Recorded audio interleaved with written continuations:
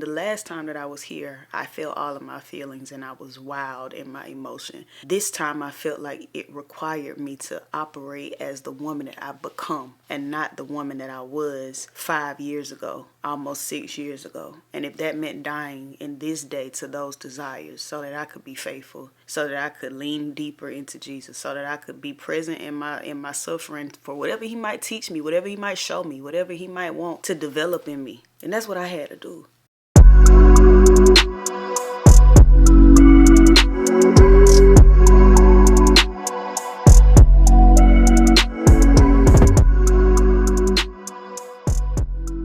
Alright, I'm going to show you your MRI images now, okay? Okay. Can you see the images? Yes. So this one is you looking at you from the side, okay? Mm-hmm. Those are your fibroids. It's 3? There's more than 3. Those are the biggest ones. But all these little black dots, this are additional fibroids. This one, this one, this one, this one. This is a big one. This is the one that's pushing down on your rectum and your bowel, and that's what's stopping the poop coming out. And that's the pressure you're feeling. And then it's completely squishing your bladder, which is why you're getting up every 2 hours to pee in the night.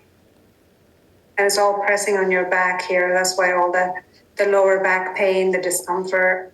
And your bladder doesn't stand a chance. I mean, it's just a sliver. It's supposed to be a big balloon. But here you can see the bladder is just a little sliver. Yeah. This big fibroid is just sitting, completely distorting this right here. So it's very hard for things to pass out. Yeah. You also have a little bulging disc back here. But I'm sure all this bulk is not helping, because of the way you carry yourself. When you have all this to deal with, you carry yourself different. So I think the pressure on that might even come off after all of this is gone. The thing is that we can treat this with a minimally invasive procedure, the uterine fibroid embolization, and we'd be able to kill all of these fibroids, every single one of them. Tasha will reach out to you. She'll call you, and then she'll talk to you about insurance. Is this something you think you want to have done? Yes, it is. All insurances cover it, but everyone's plan is different. So she's going to give you upfront what your insurance would cover, what your out-of-pocket would be, and things like that. And then she would be the one to schedule as well. So the insurance is not going to cover my procedure. I found out that my insurance does not cover surgical procedures. And then I found out later that because the issue that I'm experiencing is an issue that I've had before, then I am not able to upgrade the insurance that I currently have to cover the procedure. My insurance rep literally told me that my best option was to wait until November, re-enroll in a different insurance for open enrollment, and then I would be able to have my procedure sometime in January. Because you have to have active insurance for a month before you can have any services, aside from a doctor's visit. And that is what it is to be an American and need health care and have problems. It's really invalidating in a way to feel like the government is in the way of my treatment, even when I'm paying monthly on some coverage. And that the caveat is literally set so that should you need it, and you likely will because you suffered from this before, there are stipulations in place that will keep you from being able to have it and have the procedures in the time that will make you feel comfortable. But I don't worship the government. I worship the Lord. I gotta go support my sister-in-law at the cheer tournament, so I'm out. But I'm going a holistic route to try to shrink myself between now and January. So why not trust what God created to heal what God created? I'll keep y'all posted. I ain't gonna lie, y'all, I'm a little irritated this morning. I'm doing this thing. I'm going to try to shrink the fibroids naturally. And I've been so optimistic about it. Like, this is a time for me to be disciplined and really build some new habits and learn how to take better care of my body. And I just woke up irritated this morning. I was in a decent mood trying to write. And then I got up, I showered, and I wanted to try this recipe. Or not even a recipe, just wanted to try to make a tea latte instead of drinking coffee. Because I am a coffee drinker, but the restrictions that I'm on don't allow me to have caffeine or dairy. And the truth is, like, I like to drink coffee because I just like to drink coffee. I just like to drink coffee. Like, it just is good to me. It's comforting to me. And these are like my favorite months of the year. So I've been kind of thinking about and trying to be enthusiastic about an opportunity to try some new flavors and to even cultivate a taste for some other things. Because I can't have coffee, nor can I have dairy. All the while, I'm like, at least Coffee Mate is a non-dairy product. Coffee Mate is not a non-dairy product. Coffee Mate is created from a milk derivative, which is dairy. So this morning, I had got up to try a tea latte, and I'm like ready to sip on that and continue writing. And come to find out, also, as I'm reading the as I'm reading the ingredients, made from a milk derivative is at the bottom of it all in bold print. So I googled it. And if you made from a milk derivative, you made from milk, you made from dairy. It has to be oat milk or almond milk or something like that in order to be non-dairy. But nonetheless, I had just bought a vanilla based creamer that I just thought was gonna make my latte making so simple and easy. I'll put that in the frother and have me a little situation. No, not only that, but my cycle is still on, and it's over. It's like been multiple days since. And I had a long work week, and I don't think I have the right shoes for the kind of job that I do. And so some of my pain could be contributed to just being on my feet all day long and not having, proper support or whatever. And that's okay. I need to get some new shoes, but also, like, I'm just in pain and I'm irritated because my back hurts and my stomach hurts. So I want to put my heating pad on my back and on my abdomen because everything is inflamed. Everything feels like it is dying and gasping for air. And I'm just like reminded this morning that this junk is not going to be easy. Denying yourself comforts is never easy, nor is going through suffering, experiencing pain. And that's what I'm on. Like, last night was rough as far as like pain went. And so is this morning, which is weird because my cycle should not even still be on, but I still gotta deal with the fact that there's flow days past the time that it should be flow. Like, what is that? So it is what it is, and I just felt like, it's important to say all the things. Like, most days I am optimistic, and I have been in the last few weeks since, deciding that I gotta go about this a natural way, because I can't afford to pay for a $12,000 procedure out of pocket right now. And even still, they would shrink the fibroids. Like, they ain't gonna instantly go away. Like, it will still be a process. So the most I could do is contribute to the process in this time right now. So I made my peace with that, and it's fine.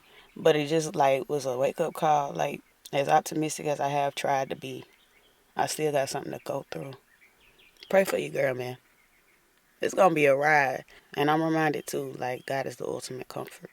So I'm gonna talk to Him on the way to the store, and then go in and get what I need, and come back and try to turn this day around.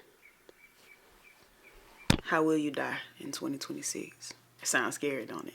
The thought of dying. One frame for the word death leads us to look at it as the end of life, when the source of life is hindered in its function to pump life-giving agents into each part of the body. And as a result, the living thing lives no more. And from that, we feel sorrow, pain, longing for an old thing to return, for what is inherently irreversible to miraculously be undone. We express desire for the dead thing to live again, to walk again, to be ours again. And we're crushed when reality snatches us out of hope's clutches and consumes us with the truth. What is dead has died. And beyond that some things must die. Some things don't need to live. We wrestle with the raw emotions linked to sadness and anger, all while trying to keep a firm grip on faith, and we live that way through the toughest seasons, in a twisted mass of our pain and our hope and our longing for what we will never have the same way again. I've been here more times than I can count. I honestly feel like in the last 6 years, I have kind of made a campground in this space, wrestling with my emotions, fighting for my faith, in this ongoing battle of me desiring to discipline and tame my flesh while holding on to my belief with the strength that I have left to muster. The Lord keeps asking me to die, to my idols, to myself, to my desires, to my comforts, to my old ways. He keeps asking me to die.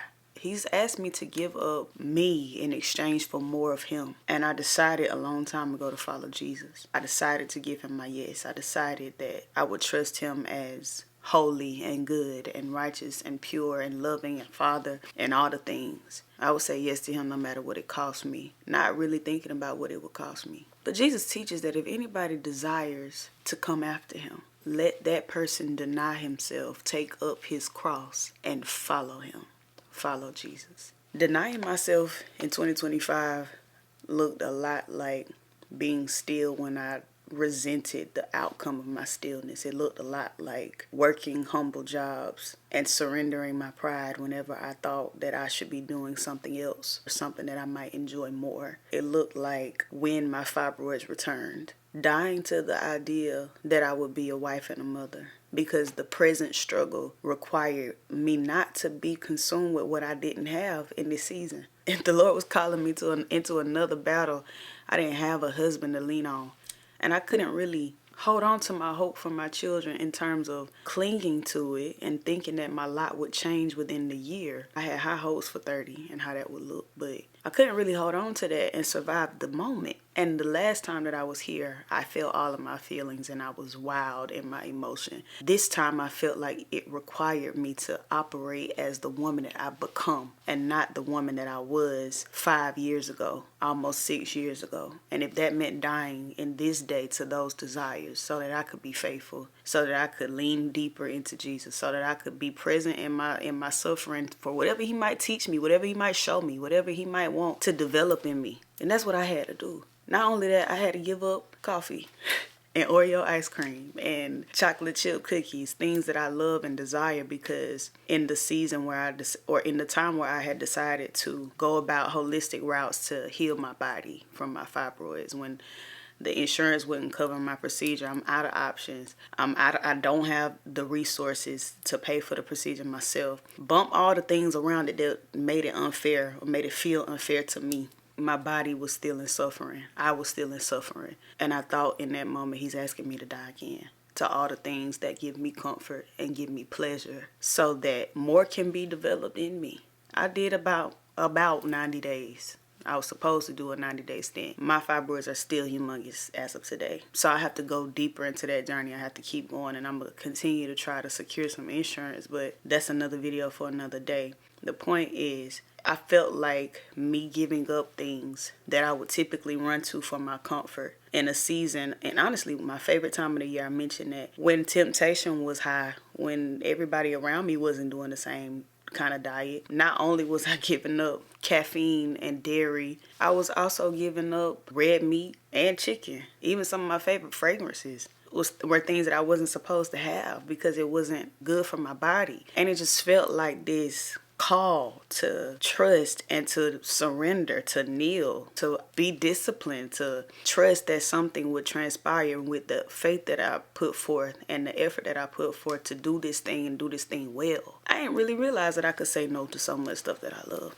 for so long. And since then, I definitely let myself have sweet things that I love for Christmas. And I realized that it's going to take time for me to shrink my fibroids, because it clearly took time for them to get as big as they are. But aside from that, am I being faithful is the question. The next time the Lord asks me to die, will I say yes? What is he asking you to die to? What cross are you taking up to follow him, that he might develop character in you, that he might develop strength in you, that where he might even increase your trust in him, where he might develop your faith in him? What is he asking you to die to for the sake of your intimacy with him? Where is he calling you in 2026? And will you go? Me and Shooter were doing, Shooter is my best friend but better. And she and I were doing a Bible study together shortly before the new year. And we were studying Hosea. And she highlighted, I think it was chapter 1, verse 3. After the Lord had told Hosea that he would take a wife of whoredom and marry a woman of whoredom and have children of whoredom. He used that term 3 times, emphasizing that this is, honestly, it just was something that I'm sure Hosea wasn't really trying to do. But the Lord told him to do it. And in verse 3, after the Lord has given that commandment, the Bible says, so he went. So he went and married this woman that the Lord had told him to marry. It's like, can you? Will you? Will you pray for me while I continue to try to do exactly that? While I learn how to let the Holy Spirit help me do exactly that? While I witness him sustain me in the midst of me being on my knees?